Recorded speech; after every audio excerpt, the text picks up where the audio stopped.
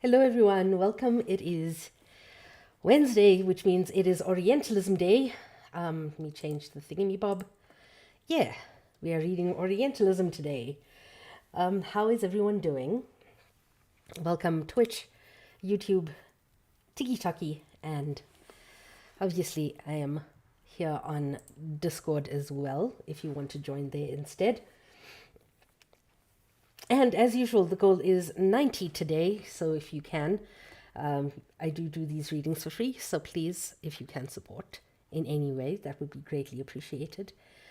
And yeah, it's been an interesting day. I had therapy today, and yes, it is post-therapy processing, because it was a lot. And one of the things that I spoke to my therapist about is how we value ourselves in terms of capitalism, in how we constantly try to evaluate our worth by what we can offer the system and what we can offer to other people rather than seeing our worth as inherent. And it is centuries of conditioning people to only value what they can give. And how do we take ourselves out from that mindset and start to value ourselves just as people who exist, and not what we can give? So yeah, that's a question that I'm sure a lot of us have asked ourselves at some point. So yeah, something to ponder on. Yes, and we are on page 238 of Orientalism, if you are following along with the same edition. Yes, it is. And Arundhati Roy is quite influenced by Edward Saïd. And I think that's part of the reason that, looking at literature dealing with the global south or the global majority always looks at Saïd, Fanon, and all of these writers who have influenced literary thought and ways of seeing the world. And so with somebody like Arundhati Roy, as a young reader, she probably gobbled Edward Said's work. And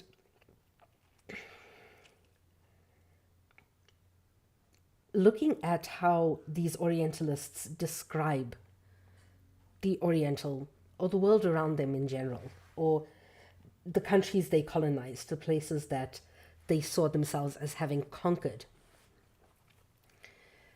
These generalizations is where we finished off last week. These kind of generalizations. And with, what's his name?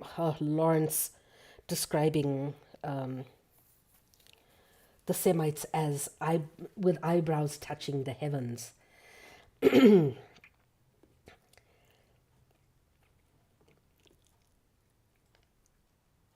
main issue for them was to preserve this idea of a backwardness in the Orient and a sense of control by the white man over the land. So that's where we stopped last week. So we pick up in the second paragraph today. Hello, Mao. A new dialectic emerges out of this project, the project of domination by white supremacy. What is required of the Oriental expert is no longer simply understanding. Now the Orient must be made to perform. Its power must be enlisted on the side of, quote unquote, our values. Civilization, interests, our goals. Knowledge of the Orient is directly translated into an activity, and the results give rise to new currents of thought and action in the Orient. But these, in turn, will require from the white man a new assertion of control, this time not as the author of scholarly work on the Orient, but as the maker of contemporary history, of the Orient as urgent actuality, which, because he began it, only the expert can understand adequately. And this is why we see so much of the representation of the what is known as the Middle East, of North Africa, especially in these sepia tones in film, because this is how the West wants people to see these places. And when it comes to Southern Africa, don't get me started. Geez, the blue tones for the city, the orange tones for the rural areas, this kind of destitute feeling of being in a place that is beyond repair, except for the white savior. The Orientalist has now become a figure of Oriental history, indistinguishable from its shaper, its characteristic sign for the West. And here is the dialectic in brief. Some Englishmen, of whom Kitchener was chief, believed the rebellion of the Arabs against the Turks would enable England, while fighting Germany, simultaneously to defeat her ally Turkey. Their knowledge of the nature and power of the country of the Arabic-speaking peoples made them think that the issue of such a rebellion would be happy, and indicated its character and method. So they allowed it to begin, having obtained formal assurances of help from the British government. Yet nonetheless, the rebellion of the Sharif of Mecca came to most as a surprise, and found the Allies unready. It aroused mixed feelings and made strong friends and enemies, amid whose clashing jealousies its affairs began to miscarry. Ooh. And because so much of the way in which we see the Orient represented it's in the language that we see in headlines today. It's in how we see the Swana region being represented. Instead of saying Middle East, say, West Asia or Swana region. Because Middle East is always in relation to Europe.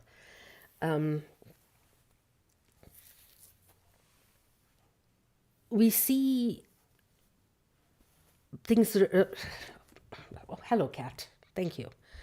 I am so sorry, Twitch and YouTube. You are seeing my cat being an absolute menace.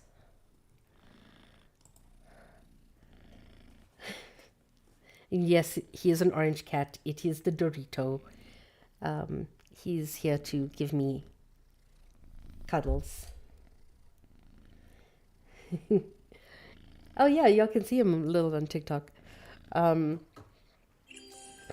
Thank you.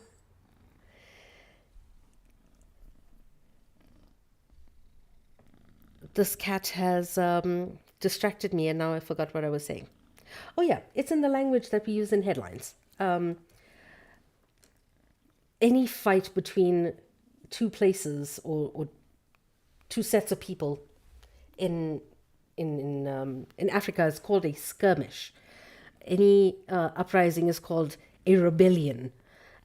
We are told that these kinds of fights are normal among the indigenous people because apparently we're savage and barbaric. So that's just one thing, the language.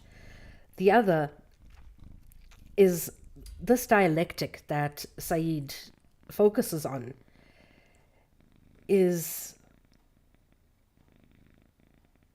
these kind of relations with West Asia are always done in relation. Thank you so much.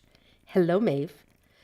In relation to Britain's power or the West's power.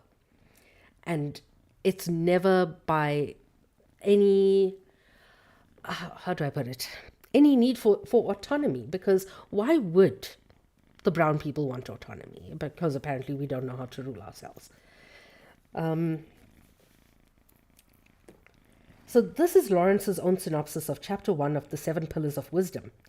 The knowledge of some Englishmen, authors, a movement in the Orient whose affairs create a mixed progeny, the ambiguities, the half-imagined, tragicomic results of this new revived Orient, and that becomes the subject of expert writing, a new form of Orientalist discourse that presents a vision of the contemporary Orient not as a narrative, but a problematic complexity. Betrayed hope, with the white Orientalist author as a prophet to articulate its definitions. The defeat of a narrative by vision, which is true even in the patently story-like a work as The 7 Pillars, is something we have already encountered in Lane's Modern Egyptians. A conflict between a holistic view of the Orient, its description, monumental record, and narrative of events is a conflict on several levels, involving several different issues. As the conflict is frequently renewed in the discourse of Orientalism, it's worthwhile analyzing it here briefly. The Orientalist surveys the Orient from above, with the aim of getting hold of the whole sprawling panorama before him.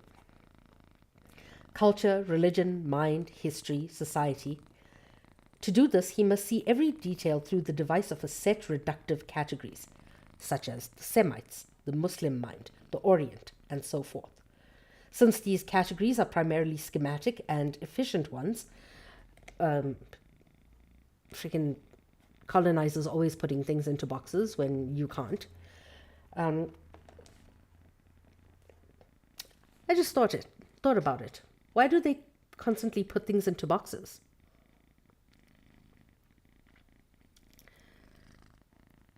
Because they're always moving towards the rest of the world to take it. Thank you for the follow.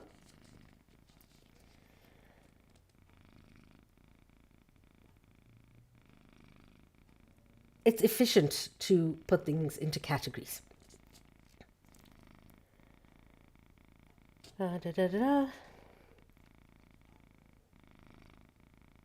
Schematic and efficient ones. Since it is more or less assumed that no Oriental can know himself in the way the Orientalist can.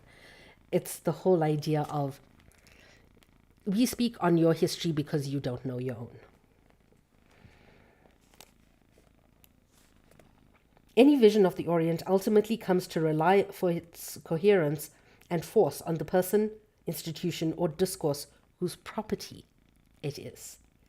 And this is a Western kind of idea of property. Property is thus oppression. Communism, hello. Any comprehensive vision is fundamentally conservative, and we have noted how the history of ideas about the Near Orient in the West have been able to prove the Bible. It's circular logic. And this kind of circular logic is accepted when it comes from a certain person. Circular logic is accepted when it comes from the West. This cat. I don't know if there's anybody on YouTube or Twitch, but raise a hand, because this cat is just refusing to move. And for dividing folks, yes, those categories are necessary for division. Because why put something into a category unless you want to separate? The Orientalist is principally a kind of agent of such comprehensive visions.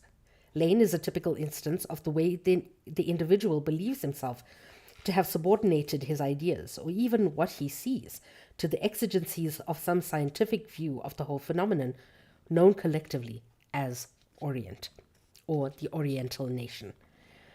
A vision, therefore, is static, just as the scientific categories informing late 19th century Orientalism are static. There is no recourse beyond the Semites or the Oriental mind. These are final terminals holding every variety of Oriental behavior within a general view of the whole field. And this is what I was saying the other day. Only whiteness is afforded the luxury of individuality. As a discipline, as a profession, a specialized language or discourse, Orientalism is staked upon the permanence of the whole Orient. Without the Orient, there can be no consistent, intelligible, and articulated knowledge called Orientalism. Thus, it belongs to Orientalism, just as it is assumed that there is pertinent information belonging to or about it. Against this static system of synchronic essentialism, I have called vision, because it presumes that the whole Orient can be seen panoptically. There is a constant pressure. A source of pressure is narrative, and that if any Oriental detail can be shown to move or develop, diachrony is introduced into this new system. And it's important because when the colonizer wants to see something, wants to control something, they will create a narrative that justifies that control. And therefore, West Asia especially needs to stay and remain static. It needs to be rooted in what they call conflict, or what they call skirmishes, or rebellions, or uprisings. There needs to be constant threat. For India, there needs to be constant poverty. For the Far East, there needs to be this constant state of calm. People who visit Japan, people who have never been out of the US, if the first place they go to is Japan, they're like, but where's the Zen gardens? They come to South Africa, like, where's the tigers and lions roaming the streets?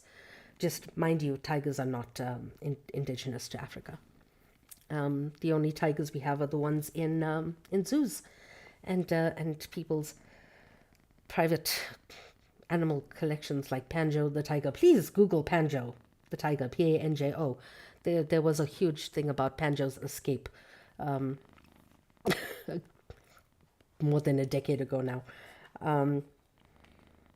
But yeah, there's a reason that people still, to this day, believe that there are lions roaming the streets of South Africa. There's a reason that people say things like, oh, I know that you're from South Africa, but what country is it? And it's not just to do with the inadequacy of the education system from where they come. It's because the narrative is still pushed of backwardness, of the static sense of needing the paternalistic power of the West.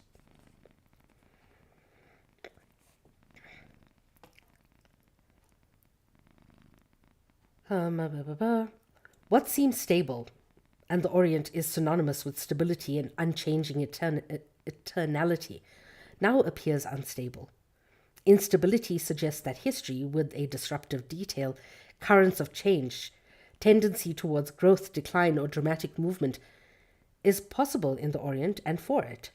History and the narrative by which history is represented argue that vision is insufficient and that the quote-unquote Orient is an unconditional ontological category. It does an injustice to the potential of reality for change. Moreover, the narrative is the specific form taken by written history to counter the permanence of the vision. Lane sensed the dangers of narrative when he refused to give up linear shape to himself and to his information, preferring instead the monumental form of encyclopedic or lexicographical vision. Narrative asserts the power of men to be born, develop, and die, the tendency of institutions and actualities to change, the likelihood that modernity and contemporaneity would finally overtake classical civilizations above all, asserting that the domination of reality by vision is no more than a will to power, a will to truth and interpretation, and not an objective view. not an objective perspective, consciousness, to the unitary web of vision. It violates the serene Apollonian fictions asserted by the Orientalists' visions.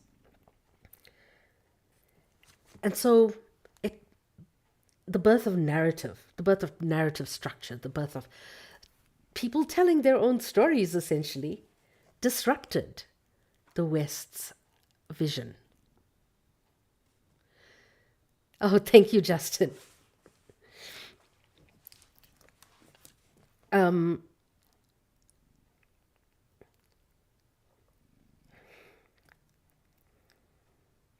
That's why they want to silence journalists.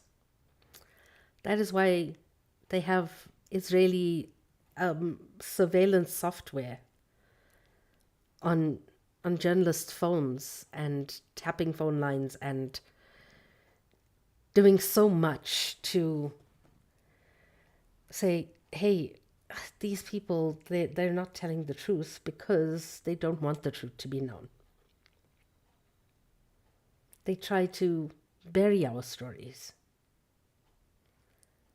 and shroud our stories in Western language of this is the Shakespeare of the Middle East. I'm sorry, Khalil Gibran is a much better writer, in my opinion. And so, yeah. Narrative does damage. Hey, JJ. The narrative does damage to the vision that they tried to sell. When, as a result of World War I, the Orient was made to enter history, it was the Orientalist as agent who did the work. Hannah Arendt made the brilliant observation that the counterpart of the bureaucracy is the imperial agent, which is to say, if the collective academic endeavor called Orientalism was a bureaucratic institution based on certain conservative visions of the Orient, then the servant of such a vision were imperial giants like Lawrence. In his work, we see most clearly the conflict between narrative history and vision, as, in his words, the new imperialism attempted an active tide of imposing responsibility on the local people. The competition between the European powers now caused them to prod the Orient into active life, to press it into service, to turn the Orient from unchanging Oriental passivity to militant modern life. When they saw that this was not changing, that people were going to tell their own story, they were like, okay, now wake up, tell our story. It would be important, nevertheless, never to let the Orient go its own way or get out of hand, the canonical view being taken that the Orientals had no tradition of freedom. The great drama of Lawrence's work is that it symbolizes the struggle, first, to stimulate the Orient, which was lifeless, timeless, and forceless, into movement, and second, to impose upon that movement an essentially Western shape, and third, to contain the new and aroused Orient in a personal vision, whose retrospective mode includes powerful senses of failure and betrayal. They want the world to look at us as failures. They want the world to see our newfangled democracies as failures. They want, oh, you attained freedom from us. Your entire story is that of, we gave you everything and you now have nothing because you can't rule yourselves. You'll be back, soon you'll see, you'll remember you belong to me. That song is so brilliant in so many ways.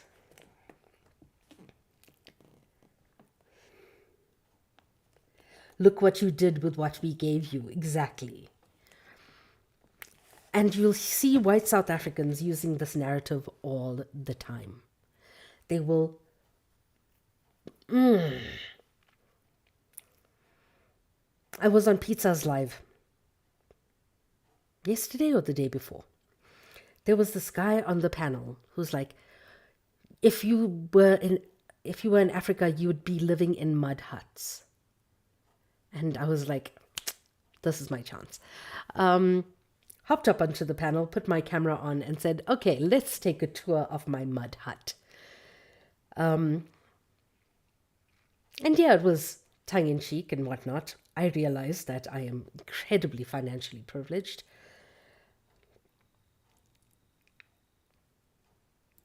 But like, this guy was yapping on in the comments about how, oh, white people built it. No. My house was built by underpaid black laborers. Because the contractor who built this house, the architect who designed it, well, the contractor was white. The person who oversaw everything. The architects were white. The owner was white. But who physically built this house was a group of underpaid black laborers. Because that is the financial inequality of this country. That historical inequality has bled so violently into our economics of today that we have generational poverty. So when you say white people built this country, no. Everything that white people have was built on the backs of enslaved or underpaid black, indigenous, and global majority labor. And with that, I'm going to take a wee bit of a cancer break.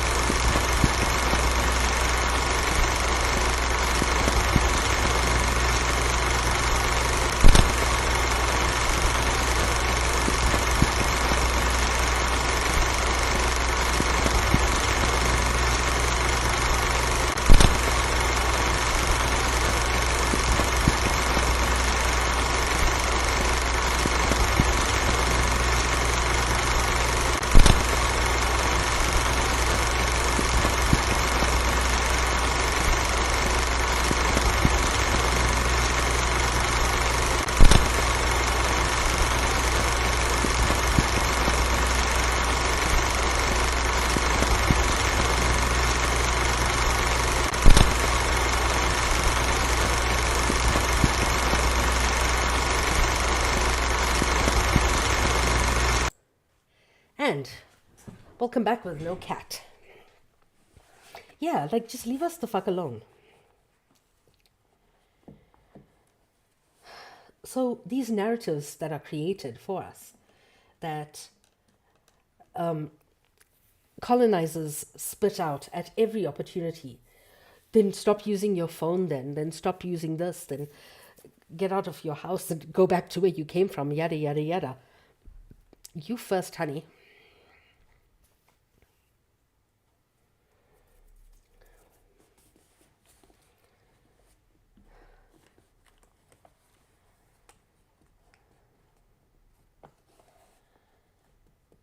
The great drama of Lawrence's work is that it symbolizes the struggle first to stimulate the Orient, which is lifeless, timeless, into Western shape. Yeah. Okay. Lawrence says, I meant to make a new nation, to restore a lost influence, to give 20 millions of Semites the foundations on which to build inspired dream palaces of their national thoughts. All the subject provinces of the empire were to me not worth one dead English boy.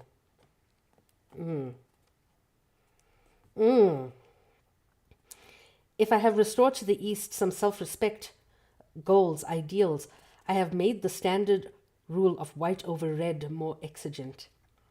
I have fitted those peoples in a degree for the new commonwealth in which the dominant race will forget their brute achievements, and the white and red and yellow and brown and black will stand together without side glances in service of the world. None of this, whether as intention or as actual undertaking or as a failed project, would have been remotely possible without the white Orientalist perspective at the outset.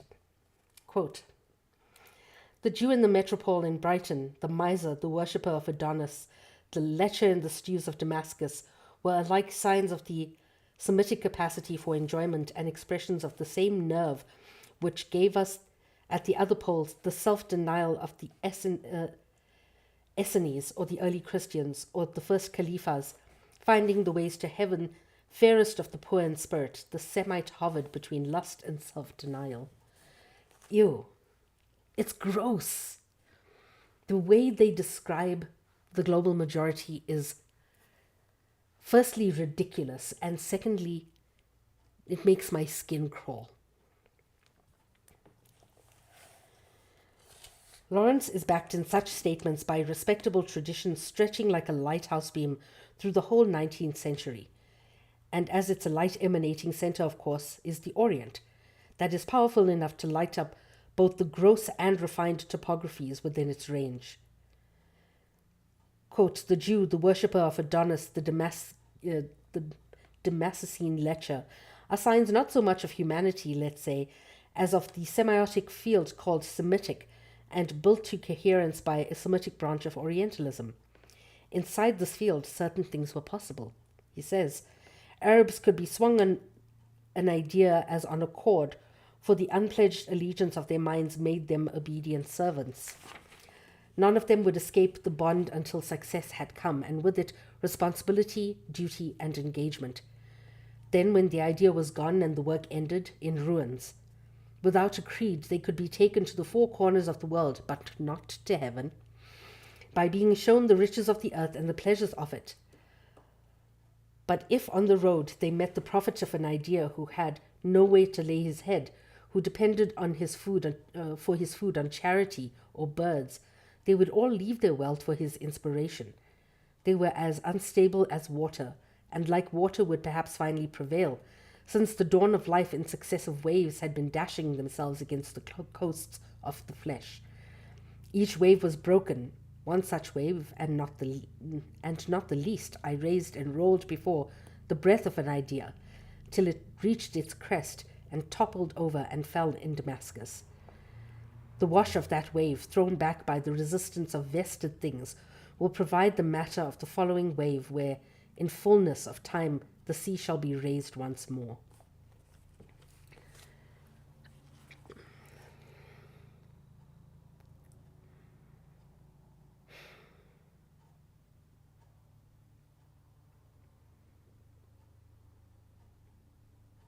How they see community as weakness. How people perceive taking in a stranger as weakness.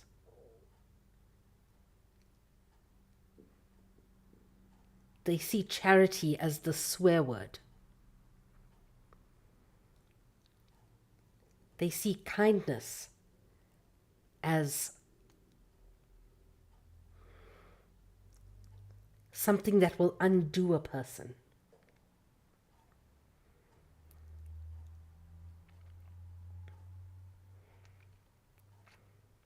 And yes, Black, Indigenous, and people of the global majority, hi, we moved like water through the world. And that's something I'm proud of. Because we shape the world as much as the world shapes us.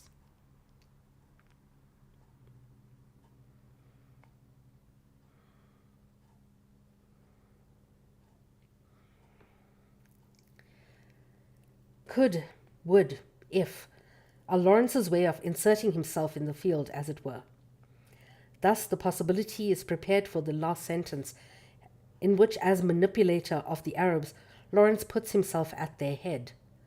Like Kurtz, Lawrence has cut himself loose from the earth so as to become identified with the new reality in the order, he says later, that he might be responsible for hustling into form a new Asia, which time was inexorably bringing upon us. The Arab revolt acquires meaning only as Lawrence designs meaning for it. Vaguely, Daun, if I'm not mistaken.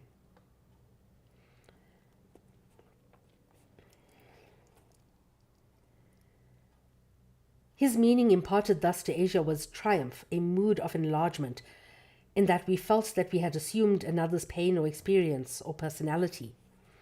The Orientalist has become now the representative, unlike earlier participant observers for whom the Orient was something kept carefully at bay. But there is an unresolvable conflict here in Lawrence between the white man and the Oriental, and although he does not explicitly say so, this conflict essentially restages in his mind the historical conflict between East and West. Consciousness of power over the Orient, consciousness of his duplicity, unconscious of anything in the Orient that would suggest to him that history, after all, is history even without him. The Arabs would finally attend to their quarrel with the Turks. Lawrence reduces this entire narrative of the revolt, momentary success and bitter failure, to his vision of himself as unresolved, standing in civil war. Yet in reality, Lawrence says, we had borne the vicarious for our own sakes, at least because it was pointed for our benefit, and could escape from this knowledge only by a make-belief in sense as well as in motive. There seemed no straight walking for us leaders in this crooked lane of conduct, ring within ring of unknown, shamefaced motives, cancelling or double-charging their precedents. And so, to this intimate sense of defeat, Lawrence was later to add a theory about the old men who stole triumph from him. In any event, what matters to Lawrence is that a white expert, a legatee of years of academic and popular wisdom about the Orient, even he is unable to subordinate his style of being to theirs, thereafter to assume the role of Oriental prophet, giving shape to a movement in the new Asia. And when, for whatever reason, the movement fails, it is taken over by others, its aims are betrayed, its dream of independence invalidated, it is his disappointment that counts. So far from having a mere man lost in the great rush of confusing events, Lawrence equates himself fully with the struggle of the new Asia to be born, and they always want it in their image. Sound familiar? And that is where I will stop for today. Any questions or comments?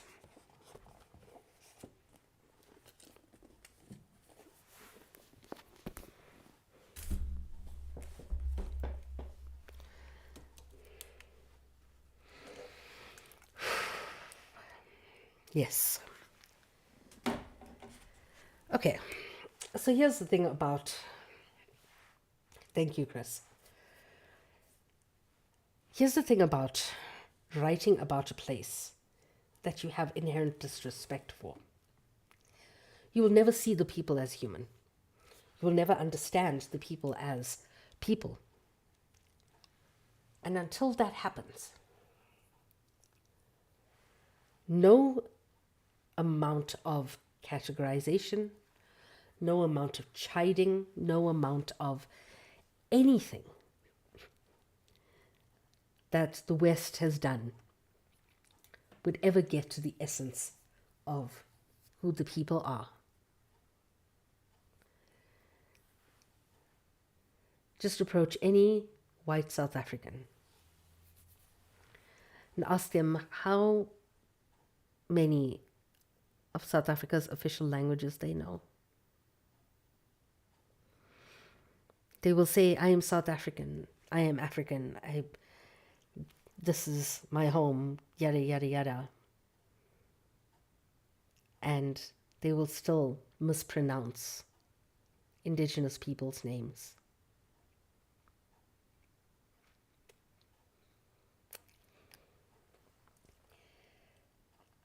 Because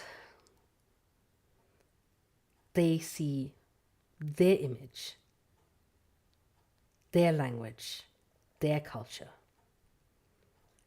as the dominant. They see themselves as the image of what this place should be. Yes. Why the complain? Yes, my cat is complaining.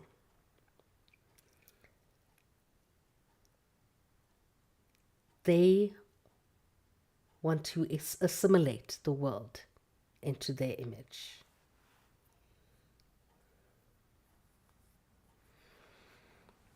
And I shall leave you with that thought today. I'm going to be in my server if you want to join me there. And remember, I do these readings for free, so please, if you can, help me with that 90 goal. It would be greatly appreciated. Tomorrow is Thursday, reading the final part of Abolition Feminism Now, well, starting on part 3. And